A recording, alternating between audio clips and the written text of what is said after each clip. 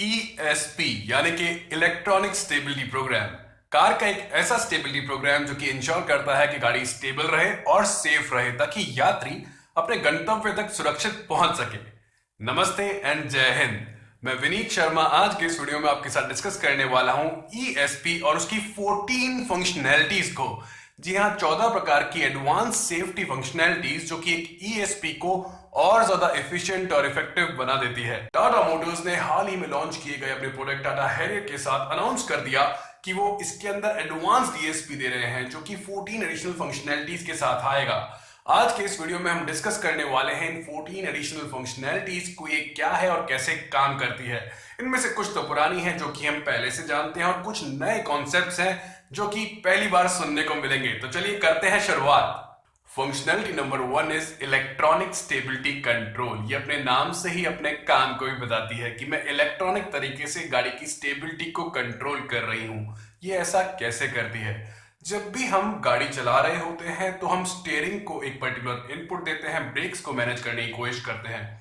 ऐसी कंडीशन में अगर जिस तरफ हम गाड़ी को ले जाना चाहते हैं उस तरफ ना जाके गाड़ी कहीं और जाने लगे या फिर अनस्टेबल होने लगे, तो एक्टिव ब्रेकिंग और इंजन रेस्पॉन्स की मदद से इंजन का जो पावर आ रहा है, टॉर्क आ रहा है, उसको मॉनिटर करके उसको कम ज्यादा करके गाड़ी का जो इलेक्ट्रॉनिक स्टेबिलिटी कंट्रोल है वो ये इंश्योर करता है कि जिस तरफ गाड़ी को ले जाना चाहता है ड्राइवर उसी तरफ कार जाए, ना कि अपने ट्रैक से निकल के कहीं बाहर चली जाए। ये होता है इलेक्ट्रॉनिक स्टेबिलिटी कंट्रोल।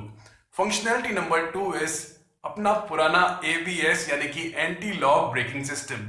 ये एक कॉमन फीचर है जो कि गाड़ी के व्हील्स को लॉक होने से रोकता है।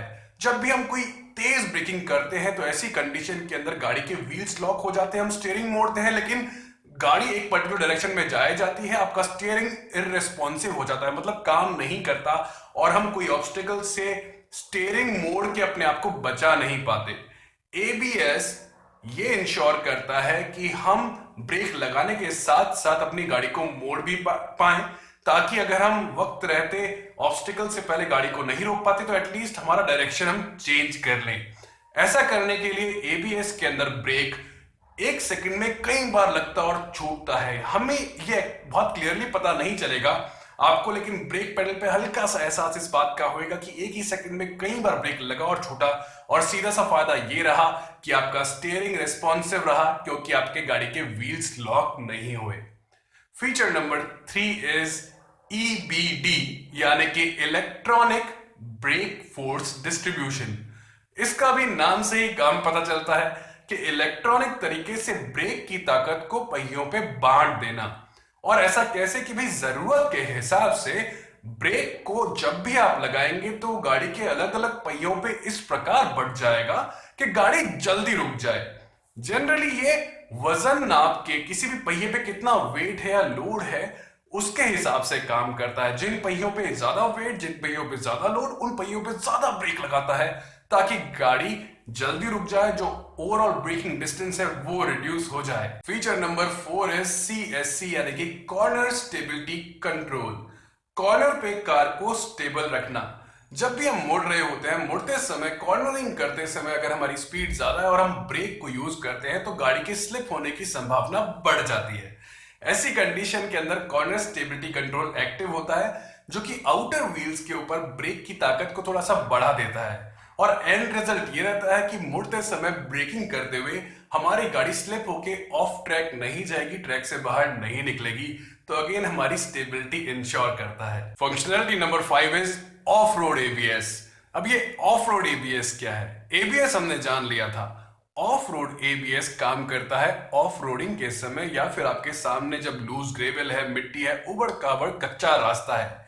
ऐसी कंडीशन के अंदर आपका ABS थोड़ा डिफरेंटली काम करेगा। अगर आपने बहुत तेज ब्रेक लगाया, स्ट्रॉन्ग ब्रेक लगाया, तो ऐसी कंडीशन में ये एक्चुअली व्हील्स को लॉक कर देता है। तो ओरिजिनली जो ABS था वो व्हील्स का लॉकअप बचा रहा था, यहां पे वो व्हील्स को लॉक कर देगा मोमेंटरीली।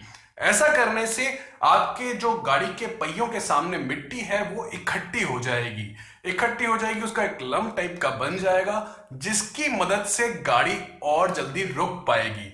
तो थोड़ा सा एबीएस अपना बिहेवियर चेंज करता है ऑफ रोड एबीएस के अंदर, ताकि गाड़ी जल्दी रुक सके।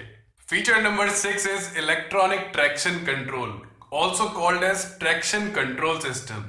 देखिए, ट्रैक्शन कंट्रोल सिस्टम जनरली काम करता है जब गाड़ी हमारी फंस जाए या फिर इनिशियल लॉन्चिंग के समय ग्रिप इंश्योर करने के लिए। अगर गाड़ी को इनिशियल लॉन्च कर रहे हैं, आगे बढ़ाने की कोशिश कर रहे हैं, या फिर गाड़ी चलते चलते कहीं फंस गई है, रुक गई है, ऐसी कंडीशन में गाड़ी को बाहर निकलने में हेल्प करता है ट्रैक्शन कंट्रोल सिस्टम या फिर इलेक्ट्रॉनिक ट्रैक्शन कंट्रोल। ये ऐसा कैसे करता है? जो भी पहिया अटक गया है, मान लीजिए बर्फ में या मिट्टी में, कहीं पे भी आपका कोई पहिया अटक गया है और वो फ्री स्पिन कर रहा है, इस फ्री स्पिन को गाड़ी का ECU डिटेक्ट कर लेगा और उसके फ्री स्पिन को रोकेगा। पार जाएगी उन व्हील्स के ऊपर जो कि ग्रिप के ज्यादा बेहतर ग्रिप के साथ है, और जो व्हील्स फ्री स्पिन कर रहे थे वो रुक जाएंगे, फ्री स्पिन नहीं कर पाएंगे। इस कारण से गाड़ी स्लिप नहीं होती और डायरेक्शनल स्टेबिलिटी बनाए रखती है, और उस खड्डे से या फिर बर्फ से, मिट्टी से, जहां पे भी गाड़ी फंस गई थी वहां से निकल पाती है, आगे की तरफ लॉन्च हो पाती है। अगर गाड़ी के अंदर ETC इलेक्ट्रॉनिक ट्रैक्शन कंट्रोल नहीं हो तो पहिए वहीं पे स्पिन करते रहेंगे, कार आगे मूव नहीं कर पाएगी। अगला फीचर है dynamic wheel torque by brake. हमने जाना पहले फीचर के अंदर इलेक्ट्रॉनिक ट्रैक्शन कंट्रोल के अंदर कि गाड़ी को लॉन्चिंग में या कहीं से फंसने के बाद निकलने में जो मदद करता है वो इलेक्ट्रॉनिक ट्रैक्शन कंट्रोल सिस्टम कहलाता है। अब गाड़ी चल पड़ी, लेकिन आपके सामने ऐसा टेरेन है जहां पे आपकी गाड़ी अनस्टेबल हो सकती है या फिर हमें बहुत शार्प टर्न्स लेने पड़े। ऐसी कंडीशन उत्पन्न हुई कि गाड़ी ओवरस्टीयर या अंडरस्टीयर हो सकती है, फिसल सकती है। ऐसी कंडीशन के अंदर काम करेगा dynamic wheel torque by brake, जो कि ड्रिवन व्हील्स की टॉर्क को और ब्रेक को मॉनिटर करता है। ऐसा करके ये इंश्योर करता है कि गाड़ी कहीं पे स्लिप नहीं हो, और जो लहराना हम फील करते हैं गाड़ी चलाते समय, कई बार ओवरस्टीयर या अंडरस्टीयर होती है, वो कंडीशन आप फेस नहीं करेंगे अगर गाड़ी के अंदर है DWTB यानी कि dynamic wheel torque by brake. अभी तक जिन फीचर्स के बारे में हमने जानकारी हासिल करी वो थे जो कि गाड़ी को फिसलने से रोक रहे थे। अब हम बात करेंगे ऐसे फीचर के बारे में जो कि गाड़ी को पलटने से यानी कि रोल ओवर होने से रोकता है, यानी कि रोल ओवर मिटिगेशन, जो कि गाड़ी के रोल ओवर होने की संभावना को मिटिगेट करता है या फिर कम करता है।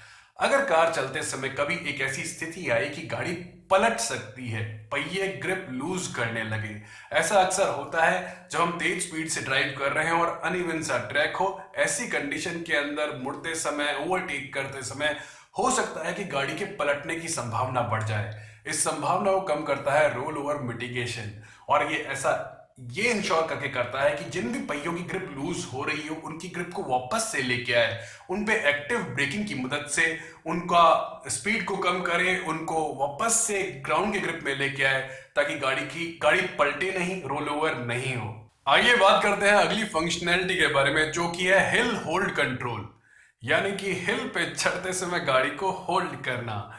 एक्चुअली में हिल से हमारा मतलब है किसी भी अपहिल जगह की तरफ हम जा रहे हैं, कहीं पे चढ़ाई पे हम चढ़ रहे हैं। ये एक पुलिया हो सकती है, कोई रैंप हो सकता है, या फिर कोई हिली एरिया के अंदर ऐसी रोड हो सकती है जो कि ऊपर की ओर जा रही है। ऐसी कंडीशन में जब हम ऊपर की ओर चढ़ रहे होते हैं, अगर हमारी गाड़ी को बीच में कहीं रुकना पड़े, तो वापस जब हम गाड़ी को स्टार्ट करते हैं तो एक संभावना हो जाती है कि अगर हमने एक्सीलरेटर और गियर को ढंग से मैनेज नहीं किया तो गाड़ी पीछे की तरफ रोल बैक कर सकती है। अगर हमारे पीछे कोई और गाड़ियां हैं या फिर कोई ऑब्जेक्ट है तो ये काफी हानिकारक हो सकता है, क्योंकि हमारी गाड़ी पीछे जाके भिड़ सकती है। इसीलिए ये safety feature hill hold control ये इंश्योर करता है कि जब हमारी गाड़ी स्टेशनरी पोजीशन से, रुकी हुई पोजीशन से आगे की तरफ मूव करे, तो हमारी गाड़ी 3 से 5 सेकंड तक पीछे रोल बैक नहीं होगी, पीछे लुढ़केगी नहीं, उसके बाद ही लुढ़केगी। और इतना समय काफी रहता है एक ड्राइवर के लिए कि वो गाड़ी को आगे की तरफ मूव कर ले। हेरियर के केस में ये ड्यूरेशन है 3 सेकेंड्स। अगला फीचर है हिल डिसेंट कंट्रोल। डिसेंट मतलब उतरना। जब भी हम किसी चढ़ाई से उतर रहे होते हैं और हमारी गाड़ी के अंदर HDC सिस्टम है, यानी कि हिल डिसेंट कंट्रोल सिस्टम है, तो हम किसी एक पर्टिकुलर स्पीड को निर्धारित कर सकते हैं, यानी कि जिस भी स्पीड पे हम हमारी गाड़ी को सेट करेंगे, कार उसी स्पीड से HDC की मदद से नीचे उतरेगी। आप चाहे ब्रेक नहीं भी दबाएं तो भी गाड़ी को ब्रेक मिलता रहेगा और गाड़ी एक कांस्टेंट स्पीड मेंटेन करेगी और स्पीड को बढ़ने नहीं देगी। अक्सर ऐसा होता है कि हिली एरियाज में पहाड़ी से नीचे उतरते समय आपकी स्पीड काफी ज्यादा बढ़ सकती है और उसको कंट्रोल करने के लिए हमें बार बार ब्रेक दबाना पड़ता है ताकि गाड़ी बेकाबू ना हो। अगर गाड़ी के अंदर एचडीसी है तो ये दिक्कत नहीं आएगी, गाड़ी ब्रेक अपने आप लगा लेगी। अगला फीचर है हाइड्रोलिक ब्रेक असिस्ट, यानी हाइड्रोलिक तरीके से हमें ब्रेक में असिस्टेंस देना। ये कैसे काम करता है और कब काम करता है ये जान लेते हैं। देखिए, हमें प्रैक्टिस नहीं होती है आपातकालीन स्थितियों की, इमरजेंसी कंडीशंस जहां पे हमें जोर से ब्रेक लगाना होता है उनकी हमें अक्सर प्रैक्टिस नहीं होती है। तो जब भी हमारे सामने ऐसी कंडीशन आती है, जो भी हम ब्रेक इनपुट देते हैं वो हमारे लिए पर्याप्त नहीं होता और हमारी गाड़ी हो सकता है आगे जाके भिड़ जाए। सपोज कीजिए कि हम चल रहे हो 120 या 100 की स्पीड के ऊपर और अचानक से उस स्पीड को तोड़ के हमें ब्रेक लगाना हो क्योंकि हमारे सामने कोई ऑब्स्टिकल आ गई है। ऐसी कंडीशन के अंदर अगर हम झटके के साथ एक्सीलेटर छोड़ते हैं तो गाड़ी के ईसीयू को इंडिकेशन मिल जाता है कि कोई आपातकालीन यानी कि इमरजेंसी कंडीशन आ गई है। तो वो अपने ईसीयू को एक कमांड देता है कि अब जो ब्रेक लगेगा उस ब्रेक की इंटेंसिटी थोड़ी सी बढ़ा दो भैया। तो अब जो आप ब्रेक लगाओगे ब्रेक असिस्ट की मदद से वो थोड़ा सा और तेज और स्ट्रांग लगेगा। इस कारण से जो ओवरऑल ब्रेकिंग डिस्टेंस होता है वो रिड्यूस हो जाता है। तो हाइड्रोलिक ब्रेक असिस्ट हमारे ब्रेक की पावर को एनहेंस करता है, कब? इमरजेंसी सिचुएशन के समय। अगली फंक्शनैलिटी है इलेक्ट्रॉनिक ब्रेक प्रीफिल, यानी कि इलेक्ट्रॉनिक तरीके से ब्रेक्स को प्रीफिल करना। आइए देखते हैं ये कब काम करते हैं और कैसे काम करते हैं। जब भी कोई इमरजेंसी कंडीशन आती है गाड़ी उसको डिटेक्ट कर लेती है। इमरजेंसी कंडीशन वो डिटेक्ट कर लेगी ये देख के कि गाड़ी के व्हील्स कैसा बिहेव कर रहे हैं और आपने एक्सीलेटर कैसे छोड़ा है। अगर आपने एक्सीलेटर को झटके से छोड़ा, आप स्पीड पे चल रहे थे, तेजी से आपने एक्सीलेटर को रिमूव किया तो गाड़ी के पास कमांड चला जाएगा कि कोई खतरा है और अगला जो एक्शन होगा ड्राइवर का वो ब्रेक हो सकता है। तो इसके लिए गाड़ी अपने आप को तैयार कर लेती है। आप ऐसी कंडीशन के अंदर जो ब्रेक पैड्स होते हैं वो ब्रेक डिस्क के पास अपने आप आ जाते हैं। वो ब्रेक लगते नहीं है लेकिन डिस्क के एकदम पास आ जाते हैं, लगने को तैयार कि अगर ड्राइवर ने ब्रेक का इनपुट दिया तो इमीडिएटली लग जाएंगे। और ऐसा होने के कारण जो ओवरऑल टाइम था ये ब्रेक पैड्स को यहां से यहां तक आने के लिए ये कम रिड्यूस हो जाता है और इस कारण से इमीडिएटली ब्रेक लग जाते हैं। तो ब्रेक फिल हो जाते हैं, मतलब जो ब्रेक्स के बीच की जगह है और ब्रेक डिस्क और ब्रेक के बीच की जगह है वो कम हो जाती है ताकि आपको इमीडिएट रिस्पॉन्स मिल सके इमरजेंसी कंडीशन के अंदर। लास्ट के दो फीचर्स काफी इंटरेस्टिंग है, जिनमें से पहला है hydraulic brake fade compensation. Hydraulic तरीके से ब्रेक फेड होते हैं उनको कंपनसेट करना।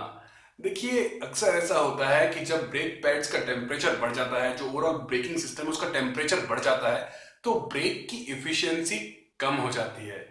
ऐसा अक्सर देखने को मिलता है हिल एरियाज के अंदर जब हम कॉन्स्टेंटली ब्रेक लगा के चढ़ाई से नीचे आ रहे होते हैं।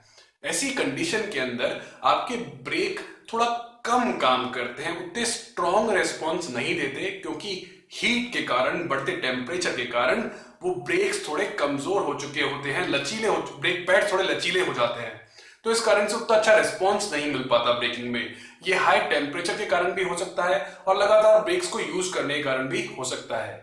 अब ऐसी कंडीशन खतरनाक हो सकती है अगर हमारे सामने कोई इमरजेंसी है या आपने जोर से ब्रेक लगाया तो आपका ब्रेक उतनी ज्यादा तेजी से नहीं लग पाएगा अगर ब्रेक फेड हो चुके हैं। तो गाड़ी का ईसीयू इसको डिटेक्ट कर लेगा कि हाँ, आपके ब्रेक्स थोड़े फेड हो गए हैं, उतने स्ट्रॉन्ग काम नहीं कर रहे हैं। ऐसी कंडीशन के अंदर वो ब्रेक के पावर को अपने आप थोड़ा सा इंक्रीज कर देगा कि आप जो ब्रेक लगा रहे हैं ब्रेक थोड़ा सा तेज लगेंगे ताकि जो फेडिंग हो चुकी है, जो कमजोरी आ चुकी ब्रेक में वो कंपनसेट हो जाए और ब्रेक पूरा लगे जैसा कि ड्राइवर चाहता है वैसा लगे।